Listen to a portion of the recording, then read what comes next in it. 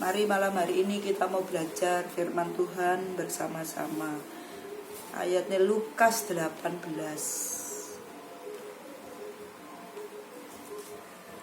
Perumpamaan tentang hakim yang tak benar. Ayat pertama, 1. Firman Tuhan berkata, Yesus mengatakan suatu perumpamaan kepada mereka untuk menegaskan bahwa mereka harus selalu berdoa dengan tidak jemu-jemu. Kenapa Tuhan mengingatkan kita supaya kita tidak jemu-jemu untuk berdoa? Pada dasarnya manusia itu gampang jemu. Jangan dipikir saya gak bisa jemu. Kadang-kadang kalau kita pas ngalami sakit, kita ngalami kena apa? Jemu. Jemu itu di sesuatu karena keadaan. Kadang-kadang kita ngalami keadaan yang badan sakit, kecapean. Terus itu membuat kita akhirnya tidak berdoa. Makanya Tuhan tahu persis bahwa manusia itu pada dasarnya gampang jemu. Ada masalah jemu berdoa, capek jemu berdoa. Lah makanya firman Tuhan mengingatkan jangan jemu-jemu berdoa. Tuhan mengatakan kita harus selalu berdoa dengan tidak jemu-jemu. Harus loh ya. Makanya itu kalau kita terus jemu, akhirnya kita tidak mendapatkan sesuatu untuk makanan rohani kita. Karena kita jemu, gak ada pemasukan, gak ada pasokan. Sehingga kita makan, coba sekali-kali kita wis membiasakan diri wis males, capek, wis nanti ae Iya kalau masih ada umur. Membaca firman itu mutlak. Karena itu makanan untuk roh. Makanan untuk roh, sehingga kita harus baca firman plus berdoa itu tidak jemu-jemu. Nah makanya Tuhan mengingatkan jangan jemu-jemu berdoa. Karena apa? Pada dasarnya manusia suka jemu. Jangan dipikir saya itu nggak bisa jemu loh. Bisa. Pas kita ngalami keadaan sakit, kemarin itu saya datang itu badanku ruasane. Dari rumah aja saya sudah merasa badanku ini tidak karu-karuan dari Surabaya. Akhirnya saya nekat berangkat. Karena apa? Kewajiban dan kita itu tanggung jawab. Kepercayaan sama Tuhan. Kalau kita sudah diberi kepercayaan, apapun keadaannya.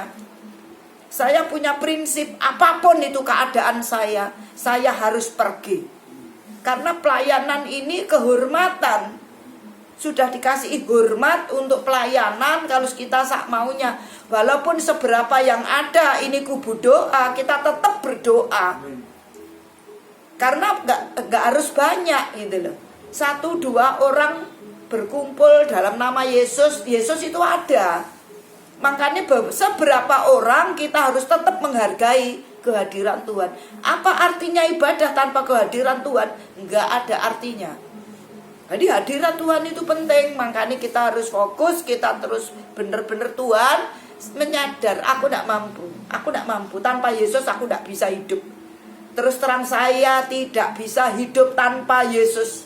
Makanya itu apapun keadaan saya akan tetap mengandalkan Tuhan di dalam pelayanan.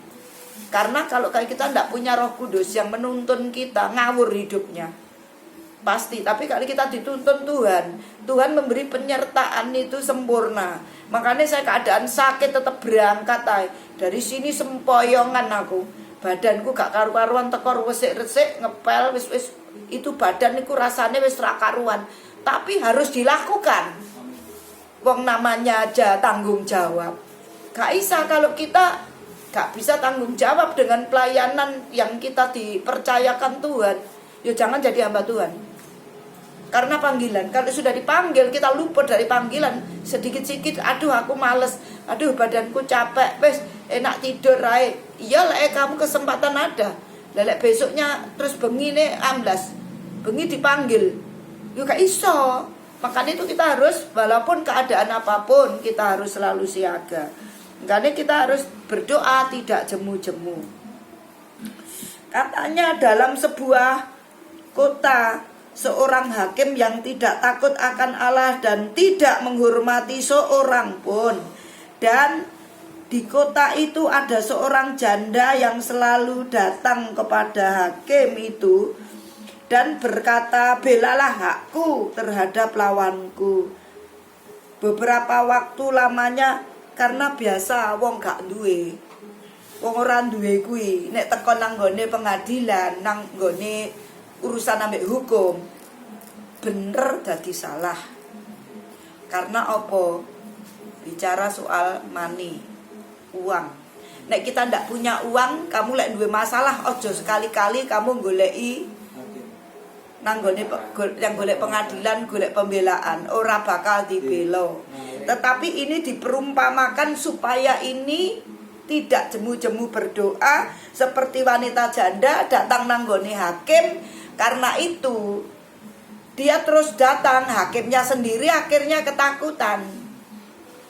Iki nanti nek tidak saya benarkan orang ini, daripada aku diserang, lebih baik saya benarkan. Itu Tuhan diberikan perumpamaan. Makanya kita jangan jemu-jemu keadaan apapun, terus berdoa, ngetuk pintu hatinya Tuhan, terus berdoa.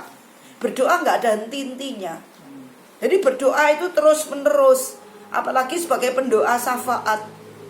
Nah saya kalau duduk berdoa, bukan cuman Indonesia, seluruh dunia tercakup semuanya. Generasi muda sampai ke rumah tangga, penginjil, semuanya tercakup dalam doa itu. Makanya kalau berdoa sampai 3 jam, 4 jam, memangnya saya bisa? Tidak bisa tanpa Roh Kudus. Karena itu saya mengasihi Indonesia, saya mengasihi sesama. Aku pengen jiwa sebanyak mungkin untuk bertobat. Karena itu saya berani bayar harga untuk jiwa. Gak kengangguran kalau saya ada di Kediri ini, karena saya merindukan Kediri juga bertobat. Pemerintahannya yang adil dan jujur. Aku mau pemerintahan jujur dan adil. Dan merindukan anak-anak Tuhan yang menjadi pejabat itu benar-benar hidup di dalam takut akan Tuhan dan menjalankan tugas amanah. Karena itu kita harus benar-benar menjadi pendoa yang benar. Berdoa tanpa adanya kasih kepada jiwa, gak bisa berdoa. Tanpa adanya Roh Kudus memimpin kita, gak bisa jadi pendoa. Makanya cuman gak gampang, makanya yang datang gak banyak.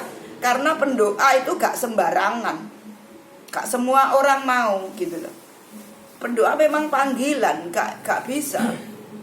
Gak bisa kalau saya tuh jam 2 wis bangun ngono kuwi sampai pagi. Terus bagaimana kita itu sing didoani gak kenal. Tapi karena kita itu seorang pendoa, merindukan pemulihan, merindukan pertobatan, kita harus jalan.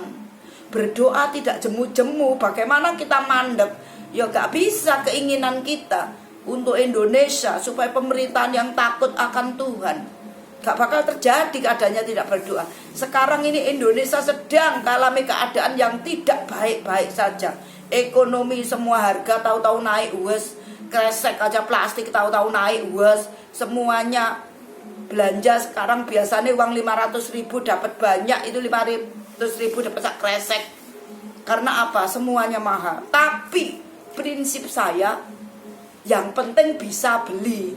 Mau mahal silahkan kalau memang harus seperti itu. Tapi kita sebagai anak Tuhan, sebagai hamba Tuhan, kita pikiran kita, pola pikir kita, mindset kita harus mindset anak kerajaan. Kalau kita pikirannya pikiran dunia gak bisa. Jadi mujizat itu masih ada. Ketika kita hidup kita suka berdoa terus, maka kita akan mengalami namanya berkat Tuhan. Pelayanan saya bukti nih sampai hari ini Tuhan punya cara, ribuan cara untuk memberkati. Karena itu kita harus jangan jemu-jemu berdoa. Yang ayat 8 terakhir Tuhan ngomong gini, masih adakah ketika Tuhan datang iman di bumi? Yang dicari Tuhan iman loh. Makanya itu kita harus tetap beriman kepada Tuhan keadaan apapun. Biarlah kehidupan kita terus memuliakan Tuhan, hidup yang menjadi berkat, hidup yang berdampak. Makanya jangan jemu-jemu berdoa supaya kita terus iman kita kuat di hadapan Tuhan. Biarlah kita semua malam hari ini belajar untuk ayo bangkit semua. Haleluya.